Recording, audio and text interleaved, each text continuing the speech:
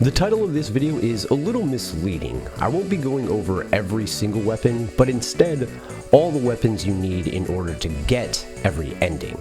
Most of the weapons you get in Nier Replicant are from the main story progression and through the Blacksmith vendors, but there are some weapons you'll need to find in dungeons and side quests. If you're having trouble farming enough money to buy the weapons at the Blacksmiths, I made a video how to get money pretty easily, so feel free to check that out at the end screen to this video or through my pinned comment below. With all that in mind, here are the locations of all 30 weapons. There are timestamps in the video description if you're looking for something specific. In the beginning of the game, your default weapon will be the one-handed sword called the Nameless blade. Here in the village, you'll be able to purchase 2 weapons from the blacksmith when you have the money. The Lily-Leafsword and the Beastbain, which in my opinion is the strongest weapon that you can get in Act 1. At the Lost Shrine, you'll find the Nirvana Dagger in a box just after climbing the first ladder.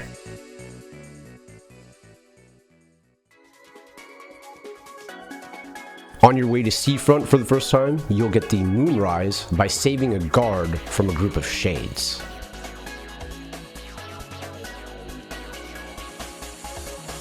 Over at Facade, you can purchase the Earthworm's Claw for 8,400 gold.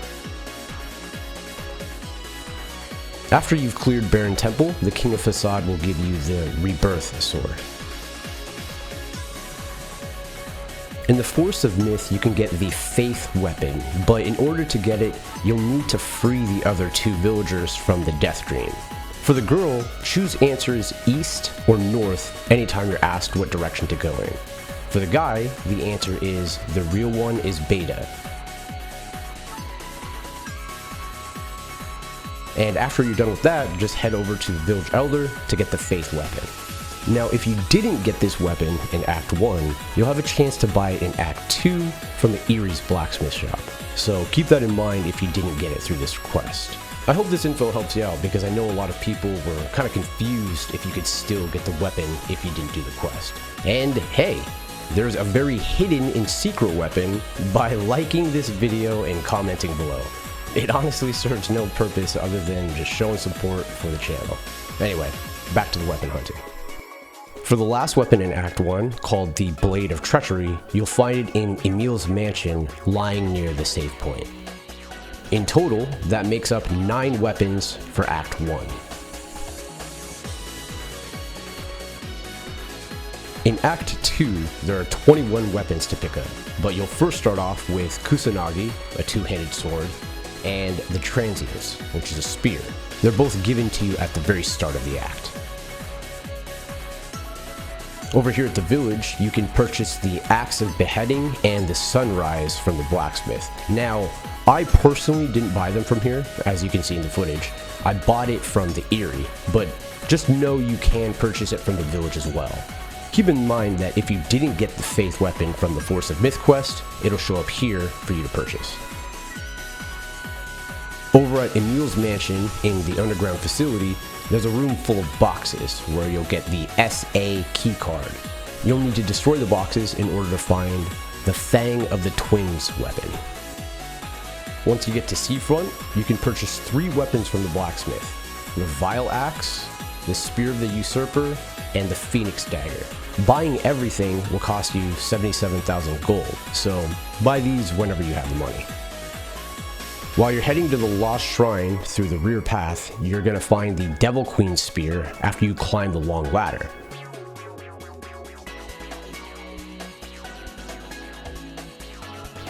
And at the very end of this dungeon, right next to the save point, there's going to be a box with the Beastlord weapon. At the junk heap, as you progress through the story, Gideon will eventually give you the Iron Will weapon. You'll also find the Beastcurse spear just before you fight the P-33 robot.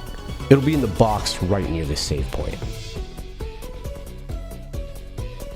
There's 3 weapons you can pick up once you've handled everything at Facade. 2 over at the Blacksmith, which are the Captain's Holy Spear and the Phoenix Spear, which, by the way, to me is the best weapon in the game due to its sheer attack power. as well as the ancient Overlord sword from the King of Facade after you progress through the story a bit. For these next 4 weapons, you'll need to complete quests. The first is pretty easy. There's an NPC at the village that'll give you a quest called A Bridge in Peril. Now, he'll ask you to take out a large shade that's found in the northern plains. Now, the trick to this is that you'll only find the large shade during cloudy weather. If the weather isn't cloudy, you just won't show up. Now, if you don't get cloudy weather, head all the way over to the Aerie, and from here, go back and forth from the northern plains to the Aerie until you actually get cloudy weather. You see, going back and forth from the village to the northern plains won't actually change the weather, so you need to enter the Aerie instead. Once the weather is cloudy, just head on over to the bridge to fight the large shade and take him out. Here you'll be rewarded with the Labyrinth's Whisper for your troubles. For this next weapon, you'll need to complete 2 quests that are over at Facade. Now the first one is near the entrance, and he'll give you the quest, A Shade Entombed. Now you need to do this quest first before actually doing the quest that will give you the weapon. So once you've started A Shade Entombed, head over to the Barren Temple through the Sandstorm. You'll talk to the bandit at the entrance. Then you want to head over to this room to see a group of dead bandits. And finally, you'll head back to the entrance to take out the final bandit. With that quest completed, you can now speak with the king for the Disturbing the Sleep of Kings quest. In this quest, you'll need to clear out all the shades in each room, including the boss room. Now, remember, these rooms all have rules in them, so make sure you follow the rules while finishing the shades off. Once that's done, the king will go ahead and give you the Labyrinth's Song. For this next quest, just prepare yourselves because this one is ridiculous. First, head on over to the blacksmith in the village and speak with him about a treasure map. Next, you're going to head on over to the library, and on the second floor, you'll find a book that'll give you a treasure map. Now head back to the blacksmith to talk to his wife, which will then lead us to speak with Popola at the library. Popola will send you on a wild goose chase to find an item over at the Lost Shrine. So head over to the Lost Shrine, head up the stairs, through these doors,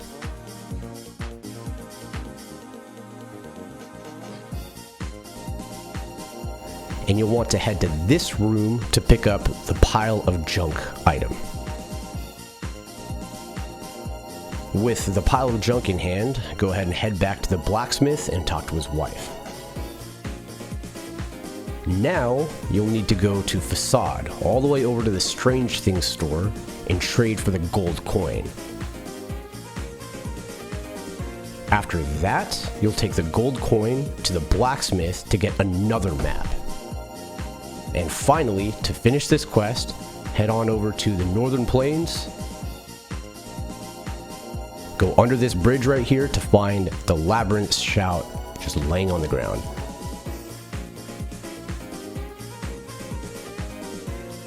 For this last quest, you're going to need to have all key fragments if you want to complete this on your first playthrough. Head on over to the Forest of Myth and speak with the new NPC here.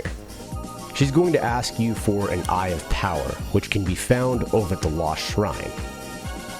Just progress all the way out to the roof and jump up the ledge in order to find a giant shade that'll give you the Eye of Power once you take it out.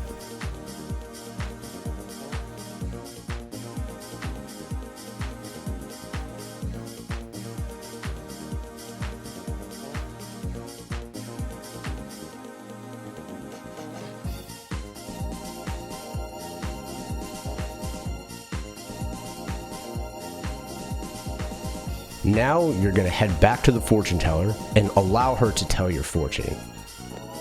This will bring you to an area that's a lot like the tutorial at the beginning of the game with a bunch of shades.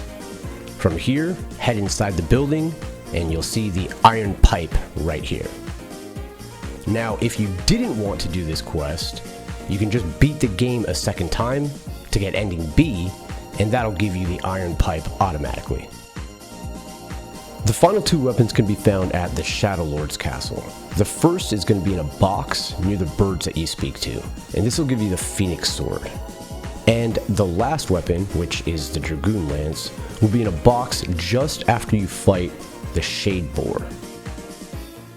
And just like that, now you've got all the 30 weapons. You're now ready for ending C and D.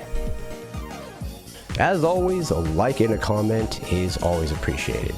If you're looking to make money faster in this game, you can find my guide on how to do that right here.